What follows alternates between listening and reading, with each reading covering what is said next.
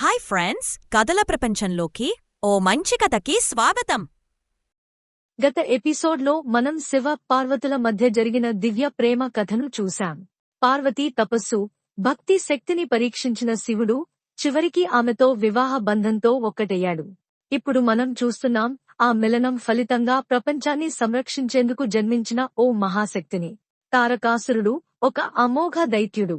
అతనికి ఓ శక్తివంతమైన వరం లభించింది. శివుని కుమారుడిని తప్ప మరొకవాడు నన్ను సంహరించలేడు అని.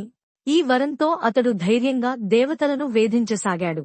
అరణ్యాల్లో, లోకాలలో ఎక్కడ చూసినా తారకాసురుడి భయమే. కాని ఇక్కడే ఉంది ఓ మూల్యమైన ట్విస్ట్. అప్పటికీ శివునికి సంతానం లేదు. దేవతలు భయంతో బ్రహ్మను, విష్ణువును ఆశ్రయించారు. చివరికి అందరి ఆశలతో శివ పార్వతుల వద్దకు వచ్చారు. సర్వలోకాలను రక్షించే పిల్లవాడిని ప్రసాదించండి అని ప్రార్థించగా శివ పార్వతుల తేజస్సు ఒక్కచోట చేరి అది ఒక అగ్ని స్ఫురణగా మారింది. ఆ అగ్ని తేజస్సు చాలా గొప్పది. దాన్ని భూమి భరించలేకపోయింది. అప్పుడు అగ్నిదేవుడు, వాయుదేవుడు దాన్ని సంరక్షించేందుకు తీసుకెళ్లారు. చివరికి ఆ శక్తి గంగానదిలో కలిసింది. అక్కడే ఒక అపూర్వమైన బాలుడు జన్మించాడు. బాలుడికి 6 ముఖాలు. 6 ద్వారా అతడు 6 దిక్కుల్ని, 6 కోణాలను, 6 రకాల శక్తుల్ని తనలో చేర్చుకున్నాడు. అందుకే అతడిని షణ్ముఖుడు అని పిలిచారు. కాని అందరికీ తెలిసిన పేరే కార్తికేయుడు. ఆ బాలుణ్ణి 6 కృతికా దేవతలు స్నేహంగా, ప్రేమగా పెంచారు. అందుకే అతని పేరే కార్తికేయ, కృతికల చేత పెరిగినవాడు. చిన్న వయసులోనే అతడు గొప్ప యోధుడిగా ఎదిగాడు. మేధస్సు, ధైర్యం, ఆత్మవిశ్వాసం అన్నీ అతనిలో స్వాభావికంగా ఉన్నాయి. దేవతలందరూ అతనికి ఓ శక్తిమంతమైన ఆయుధం ఇచ్చారు, ఒక వెల్ అనే కటారి. అది న్యాయం కోసం నిప్పులా మండే ఆయుధం. మరియు అతనికి ఒక మయూర వాహనం కూడా లభించింది. ఇక ఆ బాలుడు సిద్ధమయ్యాడు దేవతల సైన్యానికి నాయకత్వం వహించేందుకు. కార్తికేయుడి నాయకత్వంలో దేవసైన్యం తారకాసురుడి సేనను ఎదుర్కొంది. ఆ యుద్ధం ఓ విశ్వ సంఘర్షణ.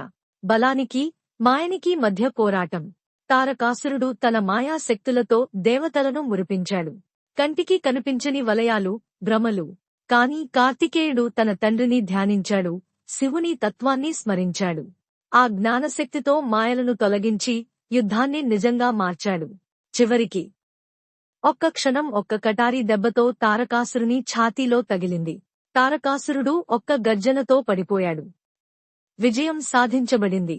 దేవతల ప్రపంచం ఆనందంతో విరబూసింది. ఇంద్రుడు, బ్రహ్మ అందరూ కార్తికేయునికి ఆశీర్వాదాలు అందించారు. అతడు దేవసేనాధిపతిగా నియమించబడ్డాడు.